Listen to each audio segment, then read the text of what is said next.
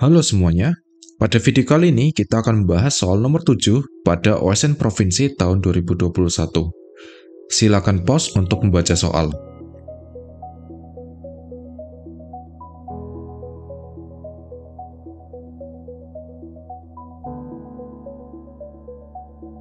Poin penting dari soal ini adalah, asumsikan massa M sangat kecil, berarti M jauh lebih kecil dari M1 dan M2, dan abaikan segala efek rotasi planet M1. Kemudian kita juga mengasumsikan jari-jari planet M1 jauh lebih kecil daripada jarak R. Asumsi M jauh lebih kecil dari M1 dan M2 berarti M tidak mempengaruhi gerakan M1 dan M2. Kemudian, mengabaikan efek rotasi planet M1 berarti gaya fiktif pada M dari kerangka M1 hanya dipengaruhi oleh percepatan pusat massa planet M1. Dan kita juga mengasumsikan jari-jari R besar jauh lebih kecil dari jarak R.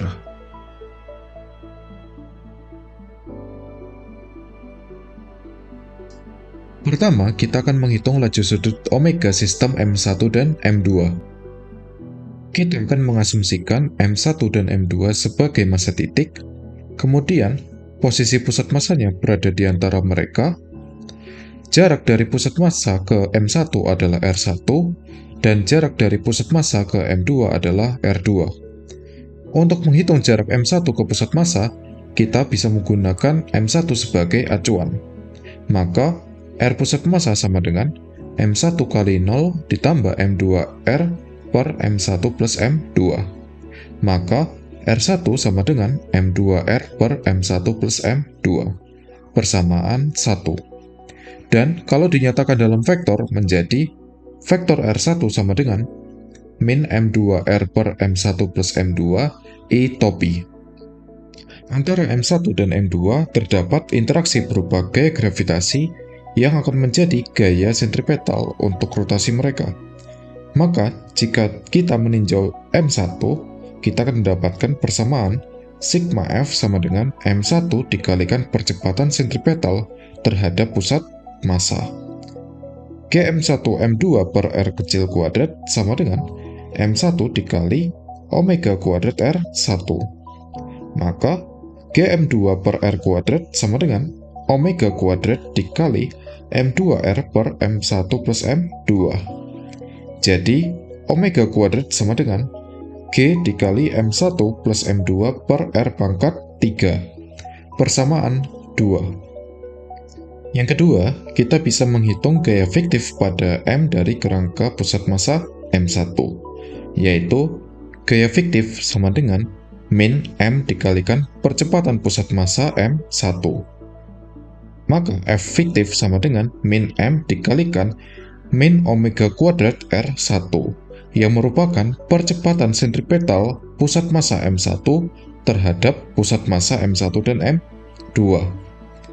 Jadi, F fiktif sama dengan M dikalikan G dikali M1 plus M2 per R pangkat 3 dikali min M2R per M1 plus M2I topi. Jadi, gaya fiktifnya adalah min Gm2M per R kuadrat I topi.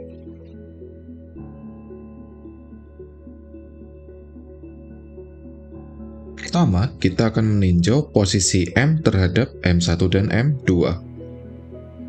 Posisi M terhadap M1 adalah vektor R besar, di mana nilainya adalah R topi.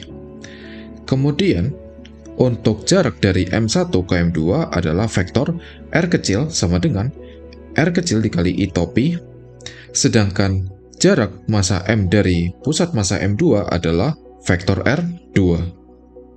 Berdasarkan diagram ini, terlihat bahwa R2 sama dengan R besar dikurangi R kecil, atau R besar R topi dikurangi R kecil I topi, persamaan 3. Dan untuk panjang dari vektor R2 atau jarak dari M2 ke M adalah R2 kuadrat sama dengan R besar kuadrat ditambah R kecil kuadrat dikurangi 2R besar R kecil cos C.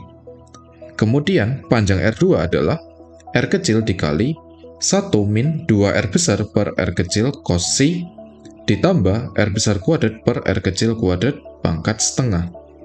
Dengan mengasumsikan R besar jauh lebih kecil dari R, maka nilai R besar kuadrat per R kecil kuadrat akan mendekati 0 dan boleh diabaikan.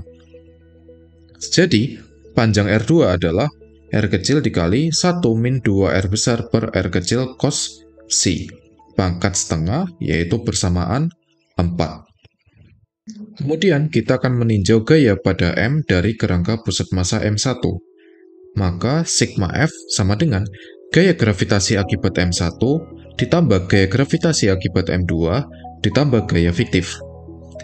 Kemudian, sigma F sama dengan min Gm1M per R besar kuadrat R besar topi ditambah min Gm2M per panjang R2 kuadrat dikali R2 topi. Kemudian kita akan ubah R2 topi menjadi vektor R2 dibagi panjang R2, sehingga menjadi min Gm2M per panjang R2 pangkat 3 dikali vektor R2 ditambah min Gm2M per R kuadrat I topi. Kita akan menggunakan Gm1 per R besar kuadrat sama dengan G atau percepatan gravitasi. Berarti sigma F sama dengan min mgr topi dikurangi Gm2M dikali R topi dikurangi R kecil I topi dibagi R kecil pangkat 3 dikali 1 min 2 R besar per R kecil cos psi pangkat 3 per 2 dikurangi Gm2M per R kecil kuadrat I topi. Suku dengan 1 min 2R per R kecil cos psi kita akan naikkan ke atas menjadi sigma F sama dengan min mgr topi min Gm2M per R kecil pangkat 3 dikali 1 min 2R besar per R kecil cos psi pangkat min 3 per 2 dikali R topi min R kecil I topi min Gm2M per R kecil kuadrat I topi. Kemudian suku 1 min 2R besar per R kecil cos psi pangkat min 3 per 2 dapat kita aproksimasi, karena R besar per R kecil itu nilainya kecil, dengan aproksimasi yang memiliki bentuk jika X jauh lebih kecil dari 1 plus X pangkat N akan mendekati 1 plus NX. Maka, sigma F sama dengan min mgr topi dikurangi Gm2M per R kecil pangkat 3 dikali 1 plus 3 R besar per R kecil cos psi dikali R topi min R kecil I topi dikurangi Gm2M per R kuadrat I topi. Selanjutnya, kita akan mengalihkan sigma F dengan R topi menggunakan dot product. Maka, R topi sama dengan 1 dan I topi sama dengan cos psi. Maka sigma F R topi sama dengan min mgr topi dikurangi Gm2M per R pangkat 3 dikali 1 plus 3R besar per R kecil cos psi dikali R topi min R kecil I topi dikurangi Gm2M per R kecil kuadrat I topi. Maka sigma F pada arah radial sama dengan min mg dikurangi Gm2M per R pangkat 3 dikali 1 plus 3R per R kecil cos psi dikali R besar min R kecil cos psi min Gm2M per R kecil kuadrat cos psi. Berdasarkan hukum Newton, sigma F pada arah radial sama dengan M dikalikan percepatan radial sama dengan min mg ditambah dikali min Gm2M R besar per R kecil pangkat 3 dikurangi 3 Gm2M per R kecil kuadrat dikali R besar per R kecil kuadrat cos psi ditambah Gm2M per R kecil kuadrat cos psi ditambah 3 Gm2M R besar per R kecil pangkat 3 cos kuadrat psi dikurangi Gm2M per R kecil kuadrat cos psi. Terlihat di sini, suku Gm2M kecil per R kuadrat cos psi saling menghabiskan. Kemudian, karena R besar jauh lebih kecil dari R kecil, maka nilai R besar per R kecil kuadrat mendekati 0. Maka, nilai percepatan radialnya adalah min G ditambah GM2 dikali 3 cos kuadrat C min 1 dikali R besar per R kecil pangkat 3. Koefisien dari R besar per R kecil pangkat 3 kita sebut sebagai A, maka percepatan radialnya sama dengan min G ditambah A dikali R besar per R kecil pangkat 3. Dan nilai koefisien ini adalah A sama dengan GM2 dikali 3 cos kuadrat C min 1.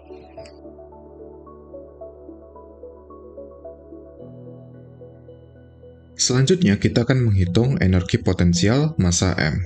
Kita akan menggunakan hubungan sigma F itu sama dengan min dari gradien energi potensial. Maka, jika kita tinjau di arah radial, sigma F pada arah radial sama dengan min do EP do R di arah R topi. Jadi, gaya pada arah radial sama dengan min DEP dr. Dan nilai DEP dr ini sama dengan min MAR. Kita substitusi hubungan AR menjadi DEP dr sama dengan min M dikali min G plus A R besar per R kecil pangkat 3. Maka DEP sama dengan MG min MA R besar per R kecil pangkat 3 dr.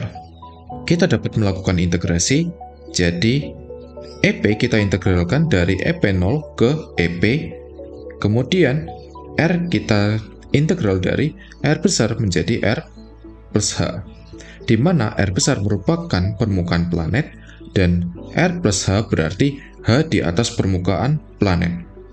Dan akan didapatkan EP min EP0 sama dengan MGR min MA per 2R kecil pangkat 3 dikali R besar kuadrat, dari R besar ke R besar plus H. Maka EP min EP0 sama dengan MG dikali R plus H min R dikurangi MA per 2R kecil pangkat 3 dikali R plus H kuadrat min R kuadrat. Jadi EP sama dengan MG H ditambah min MA per 2R kecil pangkat 3 dikali R plus H kuadrat ditambah EP0 ditambah MAR kuadrat per 2R kecil pangkat 3. Nilai MG bisa kita tulis sebagai B, dan min MA per 2R kecil pangkat 3 bisa kita tulis sebagai C. Dan EP0 plus MAR kuadrat per 2R kecil pangkat 3 merupakan sebuah konstanta pada energi potensial yang berarti itu bisa diabaikan. Mengapa bisa diabaikan? Karena informasi penting dari energi potensial itu adalah berapa besar gradiennya. Seperti pada sigma F sama dengan min dari gradien energi potensial. Jadi kita bisa menulis EP sama dengan B dikali H ditambah C dikali R plus H kuadrat. Dan B sama dengan MG dan C sama dengan min MA per 2R kecil pangkat 3. Dengan substitusi untuk suku A, kita akan mendapatkan C sama dengan min GM2M per 2R kecil pangkat 3 dikali 3 cos kuadrat C min 1.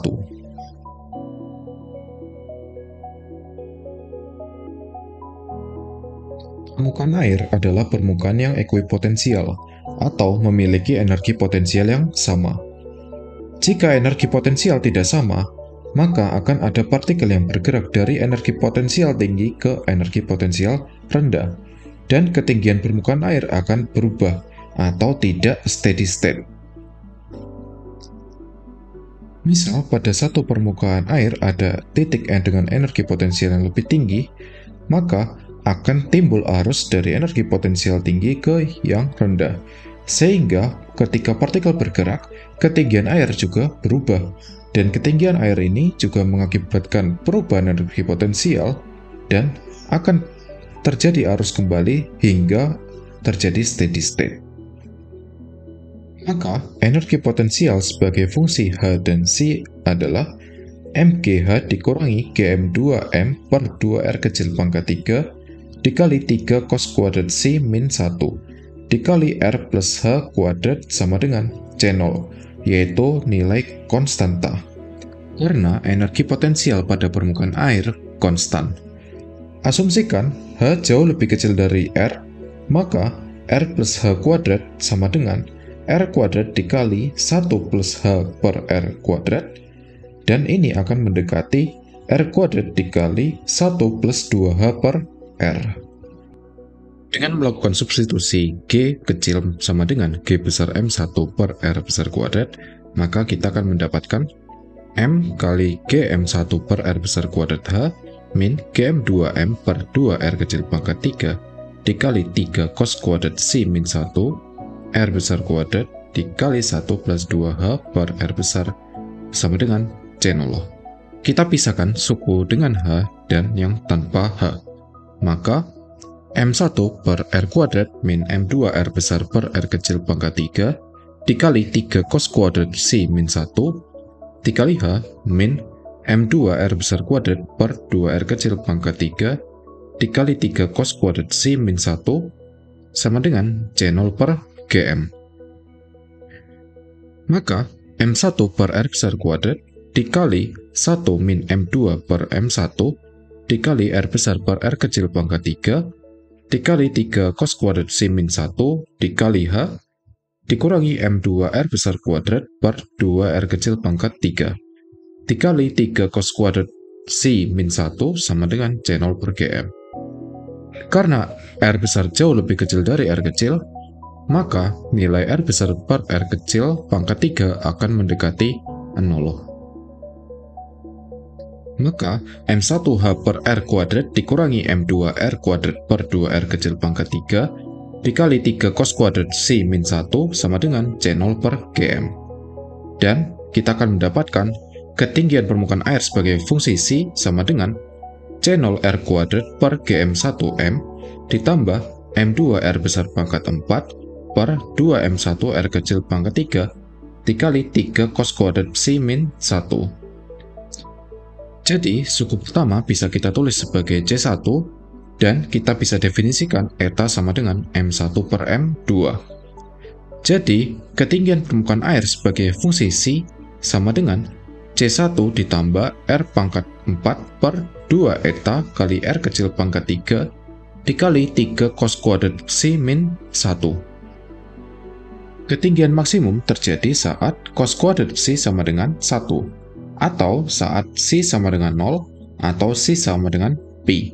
Maka H max sama dengan C1 ditambah R pangkat 4 per 2 eta R kecil pangkat 3 dikali 3 min 1. Atau sama dengan C1 ditambah R pangkat 4 per eta R kecil pangkat 3 persamaan 5. Sedangkan ketinggian minimum terjadi saat cos kuadrat C sama dengan 0. Atau saat C sama dengan Pi per 2 atau C sama dengan 3 per 2 Pi. Jadi, H minimum sama dengan C1 ditambah R besar pangkat 4 per 2 eta R kecil pangkat 3 dikali 0 min 1 sama dengan C1 min R pangkat 4 per 2 eta R kecil pangkat 3 persamaan 6. Maka, delta H sama dengan H max min H min sama dengan C1 plus R pangkat 4 per eta R kecil pangkat 3 min C1 min R pangkat 4 per 2 eta R kecil pangkat 3. Jadi delta H sama dengan 3 per 2 R besar pangkat 4 per eta R kecil pangkat 3. Dan nilai ini tidak bergantung pada C1. Jika kita memasukkan nilai numerik dari soal, akan didapatkan delta H sama dengan 0,56 meter. Dengan memasukkan nilai C yang telah kita dapatkan, maka akan terlihat bahwa air pasang terjadi saat C sama dengan 0 atau C sama dengan Pi, yang berarti itu berada di garis yang sejajar dengan jarak antara bumi dengan bulan. Sedangkan surut terjadi saat C-nya sama dengan Pi per 2 atau 3 per 2 Pi. Dan hal ini menunjukkan bahwa pasang surut air laut itu dipengaruhi juga oleh gravitasi, seperti yang telah kita pelajari di sekolah. Jika merasa video ini bermanfaat, silakan like dan komen video ini, dan jangan lupa subscribe untuk konten-konten lainnya. Terima kasih.